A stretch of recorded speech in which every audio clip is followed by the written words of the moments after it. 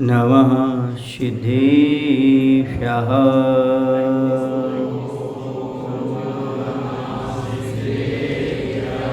ॐ नमः सिद्धेभ्यः।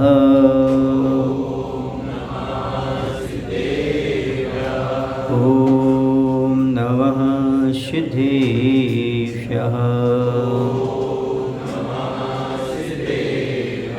ध्यान अग्नि से नष्ट कर प्रथम पाप परिताप, कुंथुनाथ पुरुषार्थ से बने न अपने आप। ऐसी मुझ पर हो कृपा मम मन मुझ में आए, जिस विधि बल में लवण है जल में घुल मिल जाए, जल में घुल मिल जाए।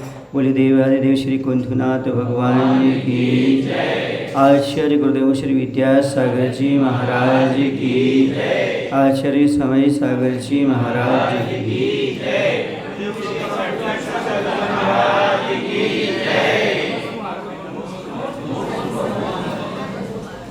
आज हम इस समस्या पर चर्चा करेंगे जो हर घर में है। हर घर में ही नहीं, हर व्यक्ति के पास थोड़ी थोड़ी है। इस समस्या से कोई नहीं बच पाया।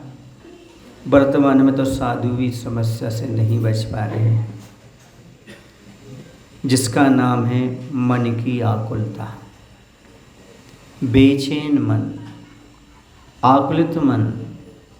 आज का इंसान कहीं ना कहीं से किसी न किसी तरह से परेशान है। कहीं ना कहीं से वह आकुलता का शिकार हो चुका है। चिंता में जी रहा है, तनाव में जी रहा है। कहीं भोजन की आकुलता है, कहीं धन कमाने की आकुलता है, कहीं मकान बनाने की आकुलता है, कहीं नौकरी ढूंढने की आकुलता है। कहीं ना कहीं आकुलता से ग्रसित है। तो पूछा जा रहा है इस बात को कि हे भगवान बताओ तो, हम सभी का मन आकुलित क्यों है? ये मन की आकुलता क्यों उत्पन्न होती है? तो उन्होंने कहा पाप का फल है, यानी पाप के फल से मन में आकुलता उत्पन्न होती है और पुण्य के फल से आकुलता समाप्त हो जाती है। जो कुछ भी मन में आकुलता हो रही है, कहीं ना कहीं पाप का फल चल रहा है, पाप का फल भोग रहा है। इस चीज़ को समझते हुए व्यक्ति को पाप से बचने का प्रयास करना चाहिए, क्योंकि जहाँ चले जाओ, वहाँ चाहे शहर हो, चाहे गांव हो, चाहे अमीर हो, चाहे गरीब हो, चाहे छोटा हो, चाहे जवान हो, चाहे बूढ़ा हो, कहीं ना कहीं वह आकुलित है। कहीं ना कहीं आकुलता उसके अंदर पल रही है। इतनी आकुलता क्यों? इसका कारण क्या? तो कहते हैं पाप का फल, या यूँ कहा जाए पाप का फल क्या? तो मन की आकुलता। पाप का फल क्या है? मन की आकुलता। आपको आकुलता है कि नहीं है? ऑफिस जाने की, भोजन करने की, भोजन बनाने की, ये किसका फल है? ये पाप का फल है। जो भी आकुलता है, ये मत समझना कि गरीब आदमी ही आकुलता में जी रहा है, आकुल व्याकुल है। गरीब से जा रहा तो अमीर व्यक्ति आकुल व्याकुल है। दाम बिना निर्धन दुखी, तृष्णावश धनवान, कबहु न सुख संसार में, सब जग देखो छान।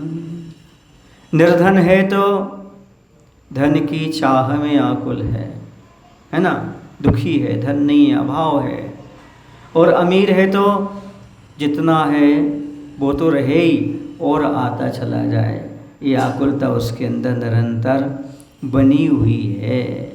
आप आकुलता से रहित कभी जीते हो क्या? कभी आपको लगा कि आप आकुलता से रहित हो? नहीं। क्यों? क्योंकि पाप का फल बाद में मिलता है, जब वो कर्म का बंध होता है, कालांतर में स्थिति पड़ती है, फिर जाकर के वह उदय में आता तब फल देता है। लेकिन मैं तो कहता हूँ कुछ ऐसी क्रियाएं हैं जिनसे तत्काल आकुलता उत्पन्न होती है। क्रोध करने वाला व्यक्ति आकुल है कि निराकुल है? बोलो भाई, निराकुल है कि आकुल है? क्यों है? क्योंकि क्रोध करना ही आकुलता का प्रतीक है, लोभ करना ही आकुलता का प्रतीक है।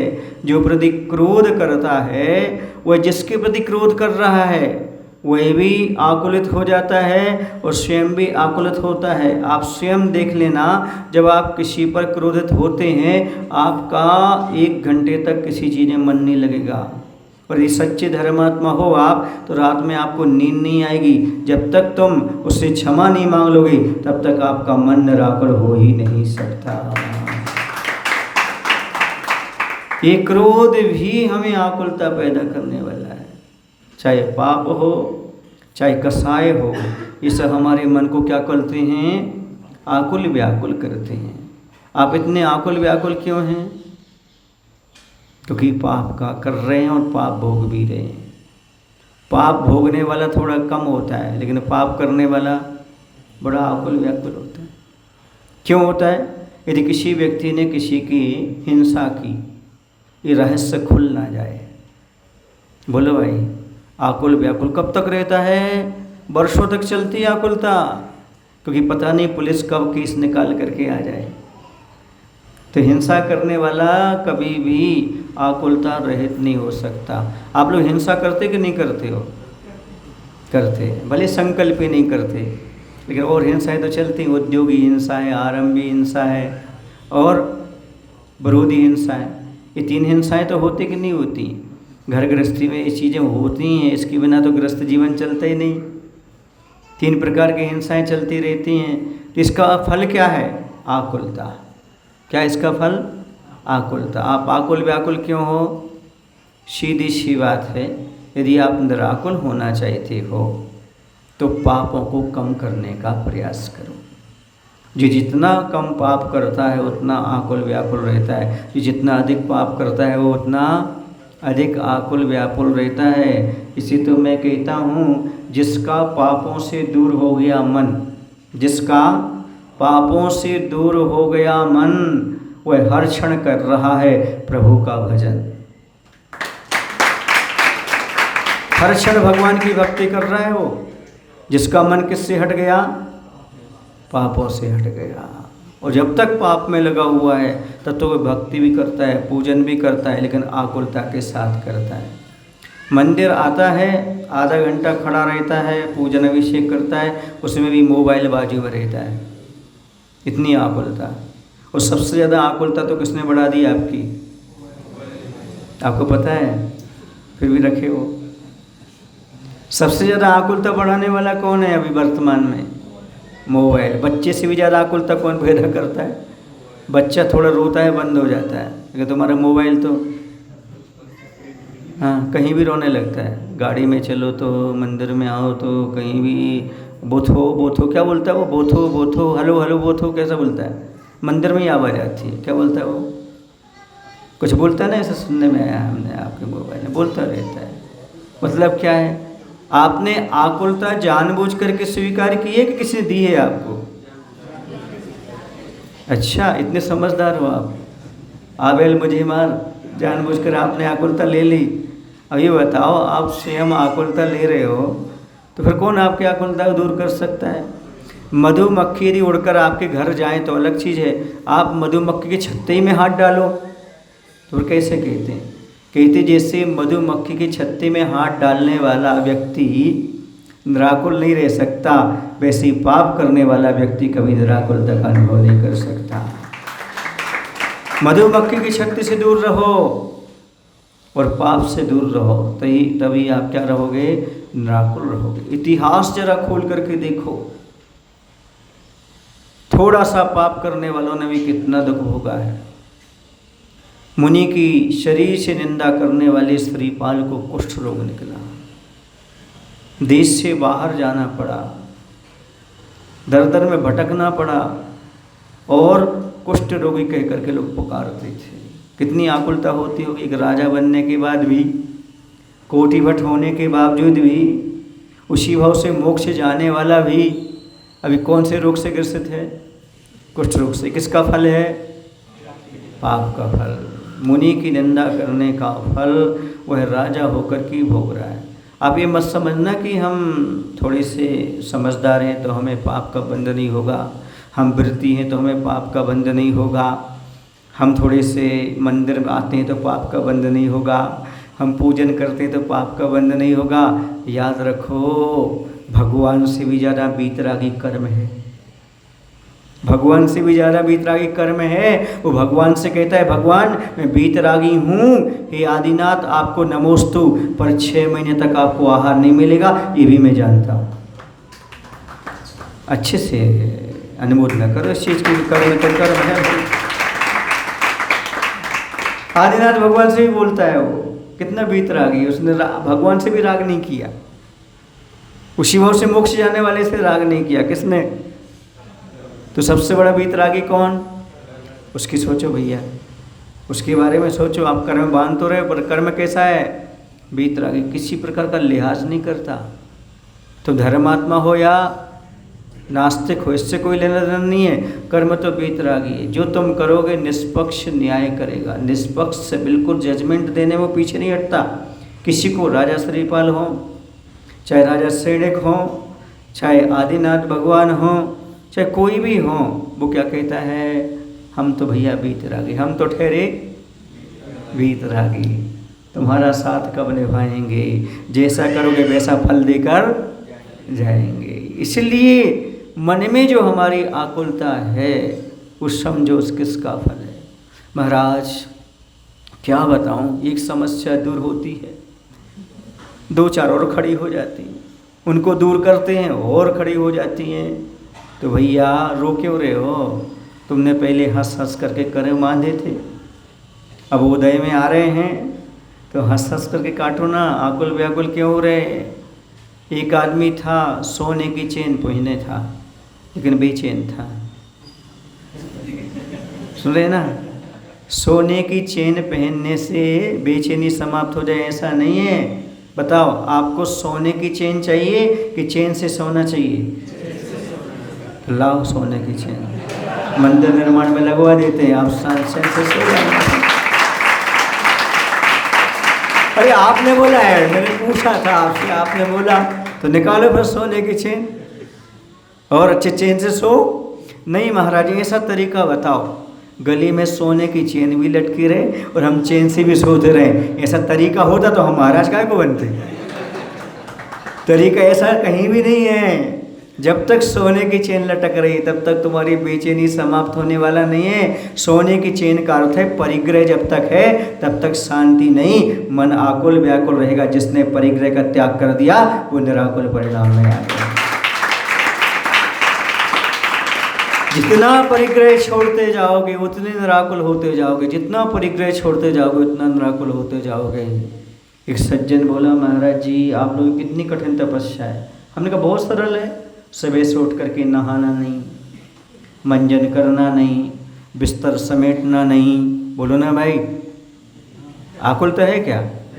और आपको ये सब करना पड़ता है, तो आप तपस्या ज़्यादा कर रहे कि हम कर रहे? बोलो ना, परिश्रम आप ज़्यादा करते हो और तपस्या हम ज़्यादा करते हैं। आपका वो परिश्रम है, तपस्या नहीं है। तपस्या तो मुनिराज की है, इच्छाओं का निरोध करके बैठे, इसलिए आकुलता नहीं है। जितनी इच्छाएं उतनी आकुलता, उतनी आकुलता है। और एक बात बता दूं, चाहे बढ़िया भोजन हो, चाहे धन हो, चाहे सुंदर स्त्री हो, आज्ञाकारी पुत्र हो, चाहे एक सुंदर सी कार हो, लेकिन यदि मन में विकार है तो सब बेकार है। यदि मन आपका शांत है, एक बाइसिकल भी आपके पास है, बोलो भोजन पानी थोड़ा मिल रहा है, पर्याप्त है, लेकिन मन में आकुलता है, ये सब पाने के बाद तो आपने पाया क्या? आपने सिकंदर का नाम सुना? कितने लोगों ने सुना? सबने सिकंदर का नाम सुना। फिर बंदर क्यों बन रहे हो? सिकंदर को जानने के बाद बंदर मत बनो, इंसान बनने का प्रयास करो। सिकंदर क्या बनना चाहता था?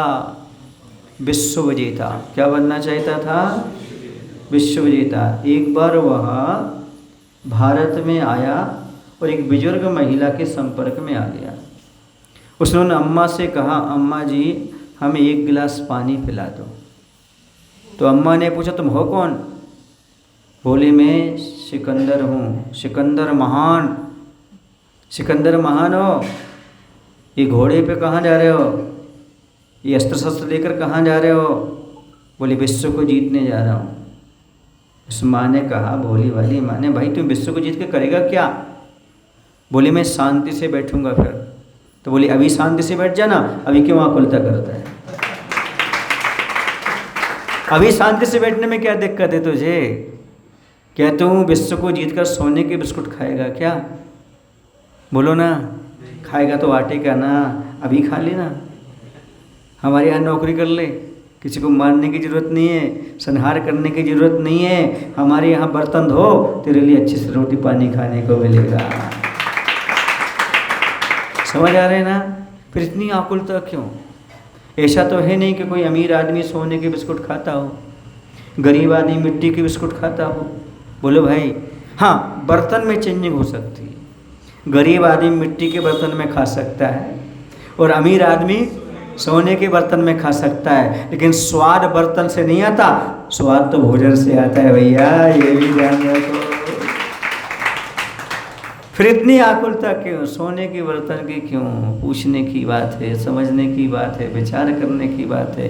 ये सब आकुलता को पैदा करने वाले एक के बाद एक के बाद एक के बाद। विज्ञान ने समय बचाया है, ये तारीफ के काबिल है। विज्ञान ने समय बचाया है, ये तारीफ के काबिल है, लेकिन उसने समय का उपयोग करना नहीं सिखाया, ये तारीफ के काबिल तो नहीं हो सकता। समय बचाना अलग है और समय का सदुपयोग कराना अलग है। जितना उसने समय बचाया है उतना आदमी को पाप में लगाया है। विज्ञान ने जितना समय बचाया है उतना समय आदमी को पाप का सामान दे दिया, पाप में लगाया है। मैं कहता हूँ विज्ञान छोड़ो, सम्यक ज्ञान में आओ, आपका समय भी बचेगा और आप पाप से भी बच जाएंगे। विज्ञान की यही तो देन है। आज हर आदमी किसी ना किसी तरह से बेचैन है। बोलो, बेचैन हो कि नहीं हो? किसके कारण? विज्ञान के कारण। समय बचाया उसने, अच्छी बात है, लेकिन समय बचाने के बाद समय का दुरुपयोग क्यों कराया? मैं कहता हूँ आदमी पहले समय में व्यस्त रहता था, समय नहीं मिलता था, इतने पाप नहीं करता था, इतना उल्टा सीधा नहीं सोचता था बैठ करके। लेकिन अब समय बच गया तो खाली दिमाग शैतान का और भरा दिमाग भगवान का। आप कौन से दिमाग वाले हो? खाली दिमाग वाले हो तो शैतान है और भरा दिमाग है तो भगवान का। इसलिए खाली मत बैठो, भगवान की स्तुति करो, भजन करो, आपके अंदर भगवान बैठ जाएगा। इतनी आकुलता क्यों है? आपने कभी सोचा? पहले एक सज्जन थे,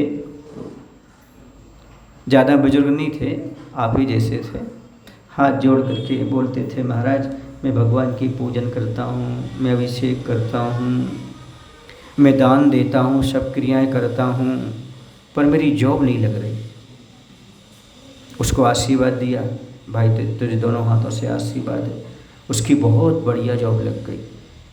इतना खुश वो, इतना खुश, उसने सोचा ही नहीं था इतना पैकेज मेरे पास आएगा। 65 लाख कितना उसका पैकेज हो गया। पूजन भूल गया, अभिषेक भूल गया, महाराज जी के पहले हर महीने दर्शन करता था, अब साल में एक आध बार हो गए तो बहुत बड़ी बात है। सुन रहे आप लोग की नहीं? मायना क्या है? तुम्हारे यहाँ भी बहुत सारे ऐसे होंगे, चिंता मत करना, ऊपर बैठे होंगे, अभी नाश्ता कर रहे होंगे, बच्चों को सजा रहे होंगे, बहुत काम कर रहे होंगे, ऐसी कोई बात नहीं। लेकिन याद रखना वो आगे जा कर के आकुल व्याकुल होंगे। पैसा तो पा लिया, लेकिन याद रखो, आगे पाप का बंद होगा तो आकुल व्याकुल होगी। कितने भी पैसा पा लेना, कुछ भी पा लेना, पर याद रखना कभी भगवान की भक्ति मत भूलना, थोड़ा पुण्य भी कमाते रहना, तभी आपकी आकुलता कम होगी। महाराज मुझे फुर्सत नहीं मिलती। क्यों नहीं मिलती? सुबह से बच्चों को तैयार करना पड़ता है, आगे बिल्कुल भी नहीं मिलेगी, खाने की भी नहीं मिलेगी। पूछो क्यों? क्योंकि अभी पुण्य बढ़ाओगे तो आगे उदय में आएगा। अभी आप बिजी हो, आपको समय नहीं मिल रहा है, तो पाप बढ़ रहा है, पुण्य नहीं बढ़ रहा है, तो आगे और बिजी रहोगे कि समय मिलेगा आपको? जरा सोचो तो, विचार तो करो। बोलो भाई, आज गरीब हो, खेत में कुछ नहीं बो रहे, दुकान नहीं चला रहा है, नौकरी नहीं कर रहे और खर्चा बढ़ता जा रहा है, तो और गरीब होगे कि अमीर होगे? इसी प्रकार से तुम्हारा आज पुण्य का उदय नहीं, इसलिए इतनी आकुलता है आपके लिए, और पुण्य नहीं बढ़ाओगे तो आगे और आकुलता बढ़ेगी। इसलिए कोई कितना भी परेशान हो, उसे कितना भी काम करना हो, लेकिन 10 मिनट कम से कम अभिषेक और शांति धारा को अवश्य निकालना चाहिए, ताकि आगे आकुलता से बच सके, आगे दुख उसको प्राप्त ना हो, निराकुल भाव में रह सके। इतना तो कम से कम उसे करना चाहिए। समझ आ रहा ना? मैं हमेशा कहता हूँ, आज भी कह देता हूँ, शादी के बाद 2 काम हो जाते हैं। आपने कभी नहीं सोचा होगा, मैं बताता हूँ।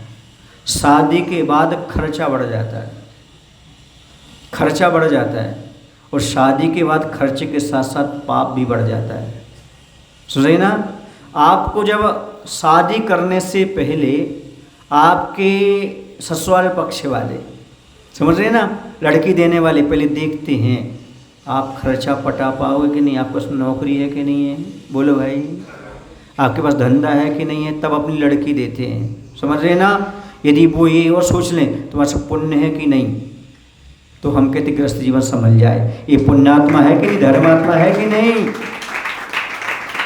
नहीं आए समझ में? धन से बाहरी चीज चलती है, निराकुल भाव पुण्य से चलता है। बाहर की सामग्री जुटाने के बाद भी घर में लड़ाई झगड़े हैं। कारण क्या है? बेटे ने एक काम तो कर लिया, खर्चा की व्यवस्था तो कर ली, पाप की व्यवस्था कैसे करोगे? शादी के बाद खर्चा बढ़ता है, सो पैसा कमाना चाहिए। शादी के बाद खर्चा बढ़ता है, सो पैसा कमाना चाहिए, और शादी के बाद पाप बढ़ता है, इसलिए पुण्य कमाना चाहिए। जिनकी शादी नहीं हुई वो अभिषेक नहीं करें तो चल जाएगा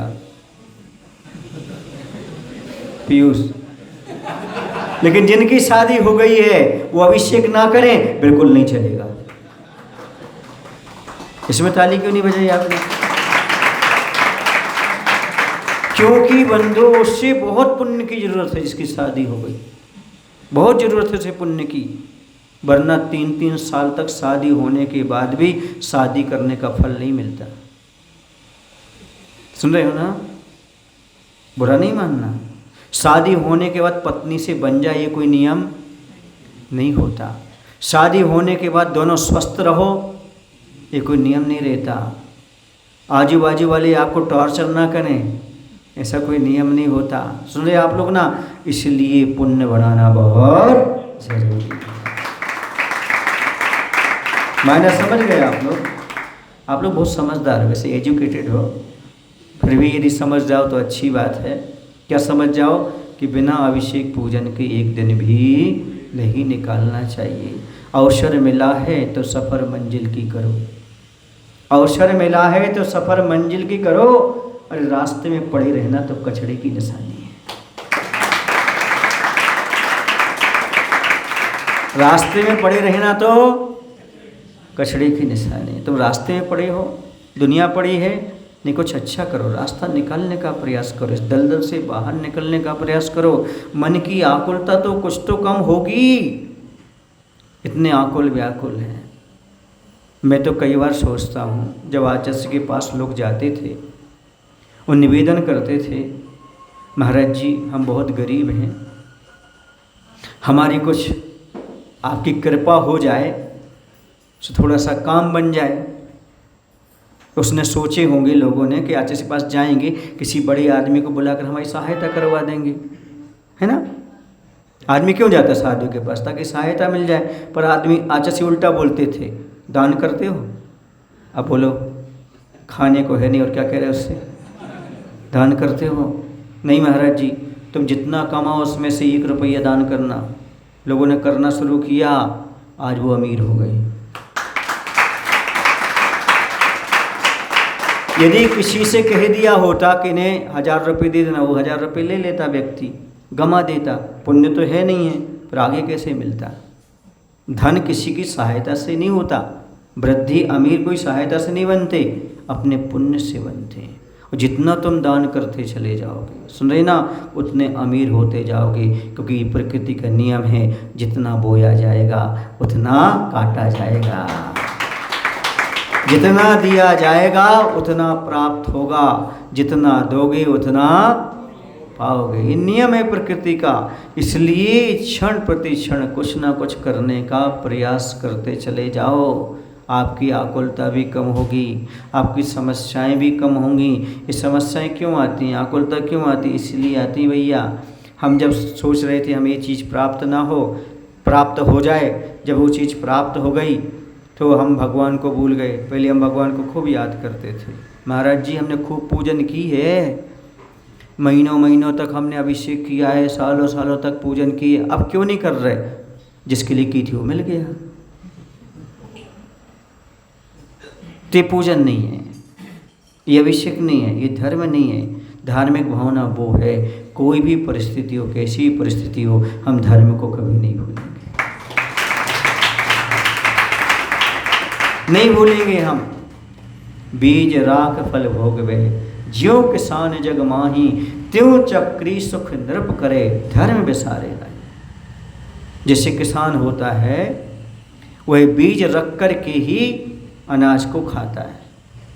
डॉक्टर साहब जयश्री नगर वाले, आप तो जानते होंगे, जानते हैं। तो बीज रख लेता है वो, और क्या करता है? फसल को भोगता है। इसी का राजा होता है, राज्य तो करता है पर धर्म को कभी भूलता नहीं। धर्म को कभी भूलने वाला कहीं भी रहे, कैसे भी रहे, धर्म को कभी भूलता नहीं। तभी तो इस प्रकार के संस्कार उसके अंदर रहते हैं, उनके बच्चों में भी आते हैं। डॉक्टर साहब के बच्चों ने कह रखा है कि हम लोग सब अपने अपने व्यवस्थित हैं। कैसे हैं? व्यवस्थित हैं। आपकी जो प्रॉपर्टी है उसे दान में लगाते जाओ, आपको जैसा उपयोग करना करते जाओ। समझ रहे ना? अब नराकुल है सामने वाला, क्यों है? कभी पुण्य किया है, बच्चों को भी दिया है, तो उसका फल सामने प्राप्त हो रहा है। सीधी सी बात है। जैसे आपके रहेंगे वैसे उनके बच्चों के संस्कार बनते रहेंगे। आप जितने पाप से ऊपर उठेंगे, धर्म ध्यान की ओर बढ़ेंगे, उतना आपको सब कुछ अच्छा अच्छा प्राप्त होता चला जाएगा। किसी प्रकार की आपको कभी कमी आने वाली नहीं है। अभी मन की आकुलता कैसे दूर हो? तो भैया साधु बनने के बाद ही कुछ होती है मन की आकुलता दूर। आपको मन की आकुलता तो रहेगी, लेकिन जो व्यर्थ की आकुलताएं हैं उसे कैसे समाप्त करें? तो थोड़ा सा पाप को छोड़ने का प्रयास करो। हर आदमी धर्म करता है, आप सभी धर्मात्मा हो। मैं बोलूँगा भी, हे धर्म प्रेमी बंधु, लेकिन क्या आप धर्मात्मा हैं? धर्मात्मा कैसे कहते हैं? जो धर्म करता है उसे धर्मात्मा नहीं कहते, बल्कि जो पाप से बचता है उसे धर्मात्मा कहते हैं।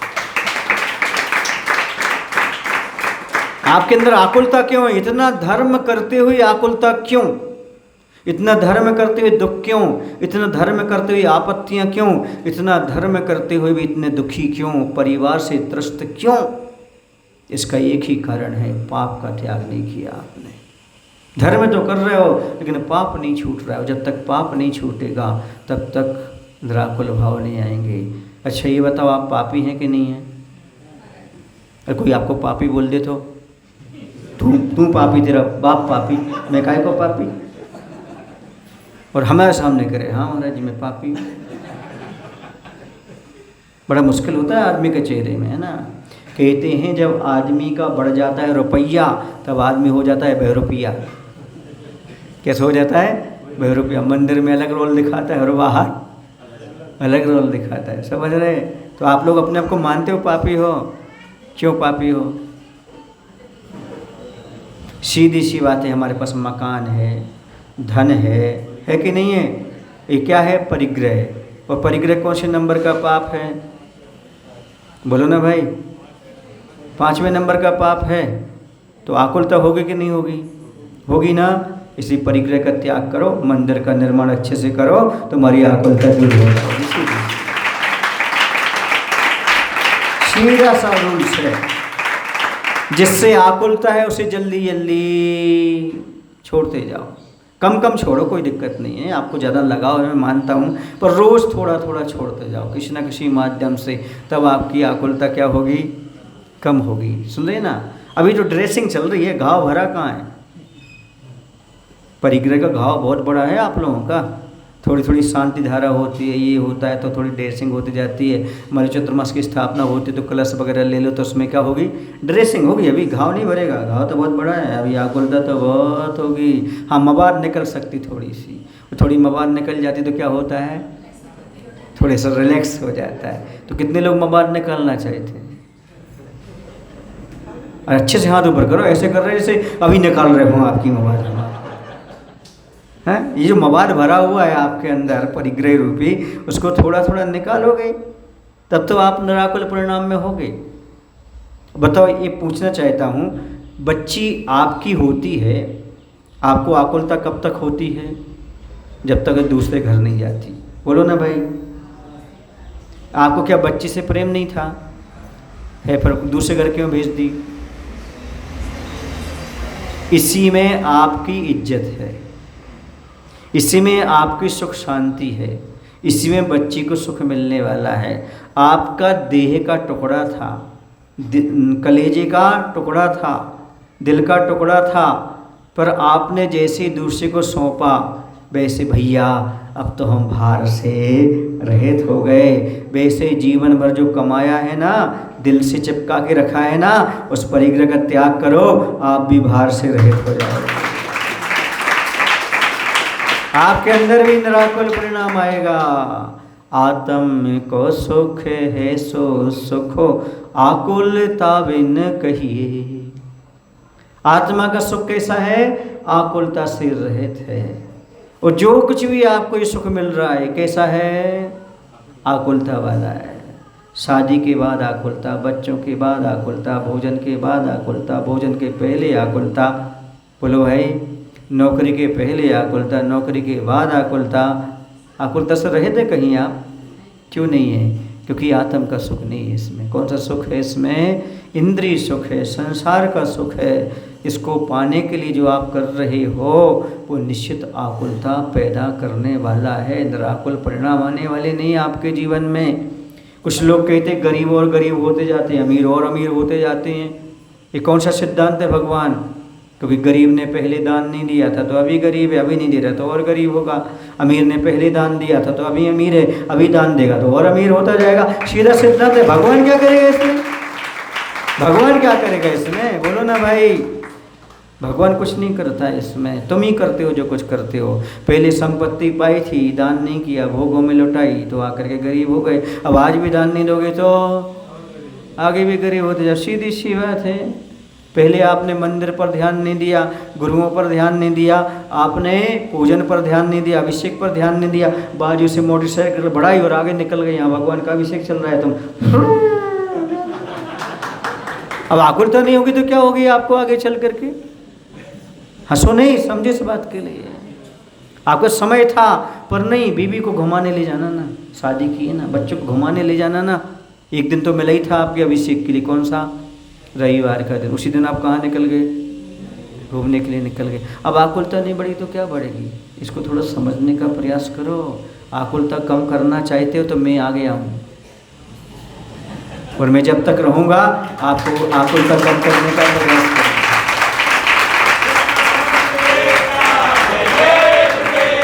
अच्छा, अभी आप बैठे निराकुल बैठे कि आकुलत बैठे? अच्छा लग रहा ना आपको? हाँ, रोज़ अच्छा लगेगा आपको। यदि अभिषेक करोगे, पूजन करोगे, प्रवचन सुनोगे तो आपको बहुत अच्छा लगेगा। मन में जो आकुलता है वो निश्चित पाप के कारण है। हम गुरु के पास आते हैं, प्रभु के पास आते हैं, जितने नज़दीक आते हैं उतने हमारे पाप छटते जाते हैं, तो आकुलता हमारी कम होती जाती है। यदि आप निराकुलता चाहते हो, चिंता मुक्त जीवन जानना चाहते हो, तनाव मुक्त जीना चाहते हो, तो थोड़ा सा क्या करिएगा, हंसते मुस्कुराते हुए जिंदगी गुजारिए। आलस ना कीजिए, रोज मंदिर आइए, हंसते मुस्कुराते हुए जिंदगी गुजारिए। सीधी सी बात है।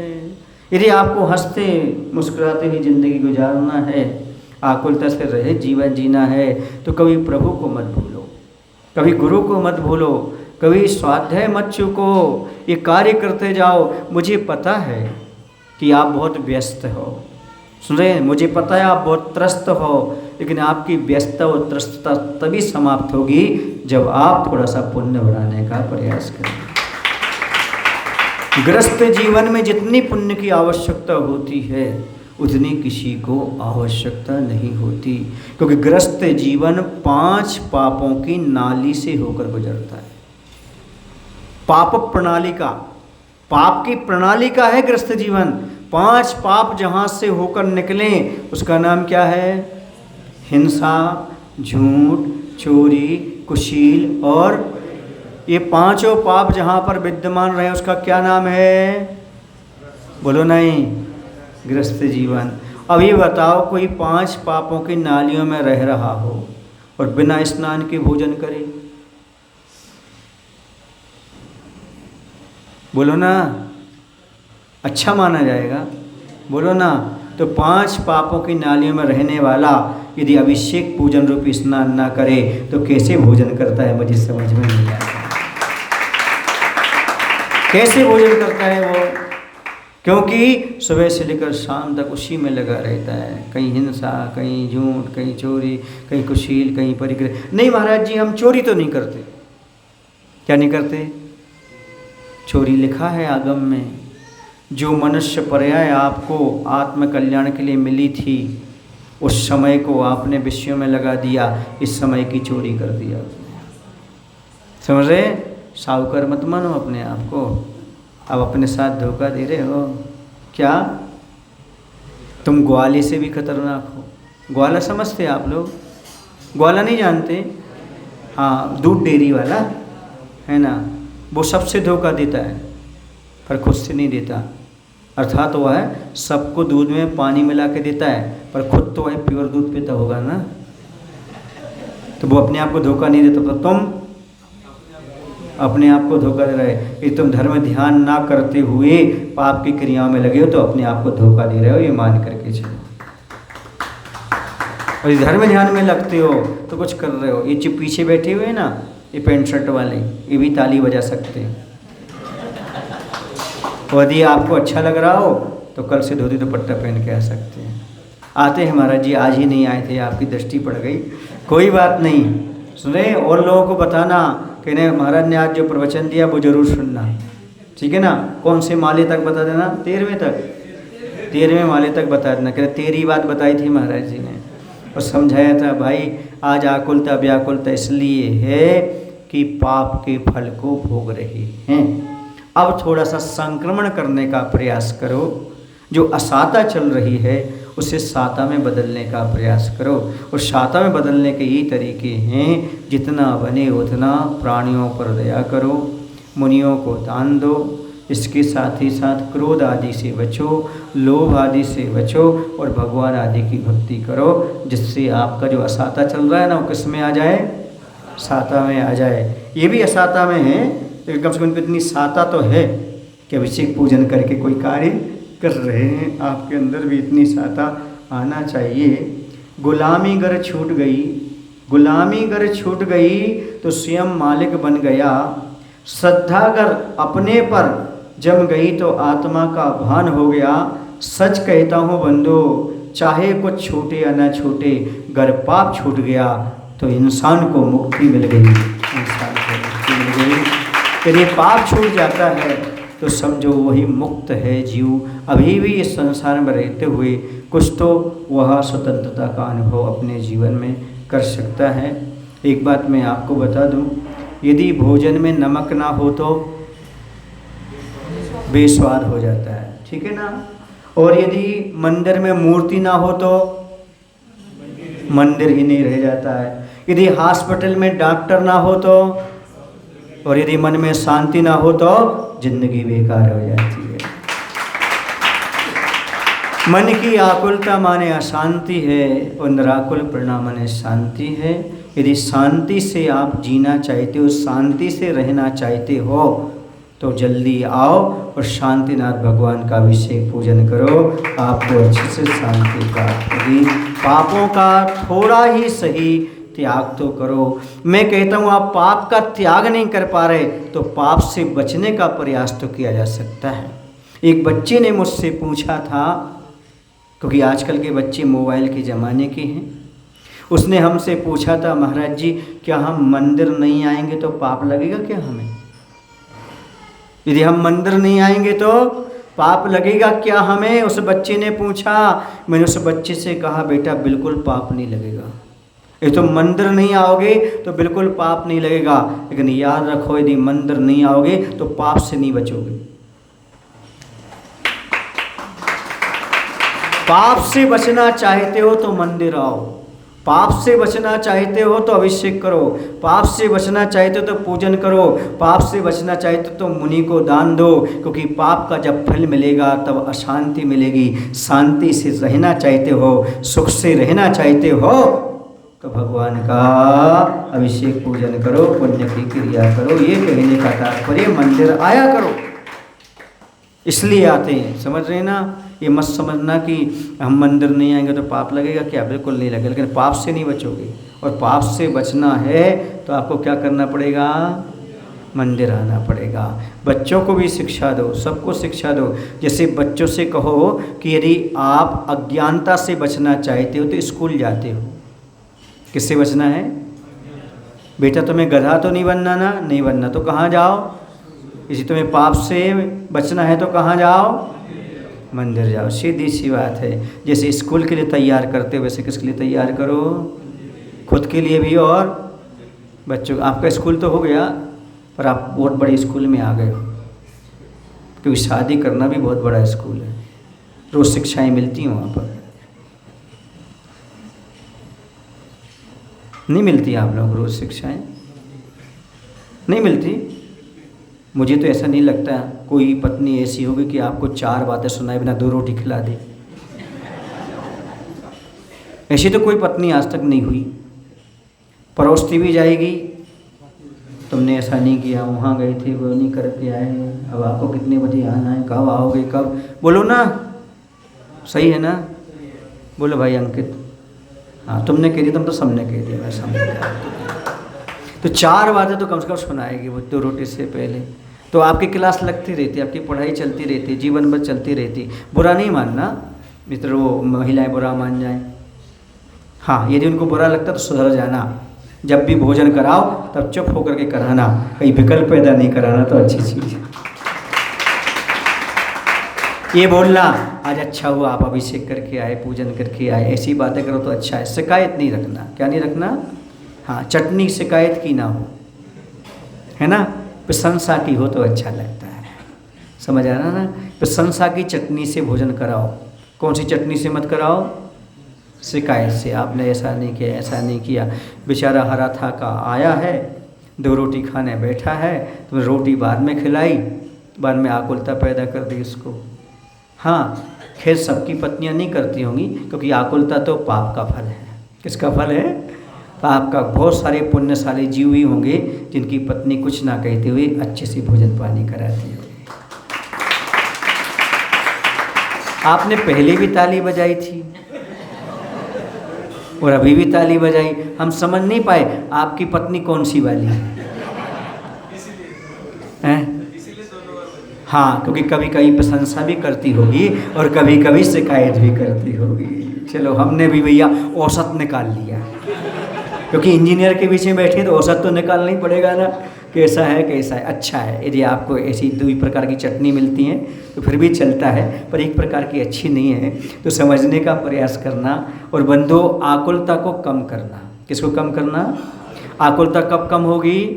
जब पाप की क्रियाएं कम होगी। देखो पाप का फल तो हम भोग रहे हैं, उसमें तो हम कुछ नहीं कर सकते, वो तो भोगना ही पड़ेगा। लेकिन वर्तमान में हम पुण्य करते हुए आगे हमें पाप का फल ना भोगना पड़े, ऐसा तो हम प्रयास वर्तमान में कर सकते हैं। बोले महावीर भगवान की। आचार्य गुरुदेव श्री विद्यासागर जी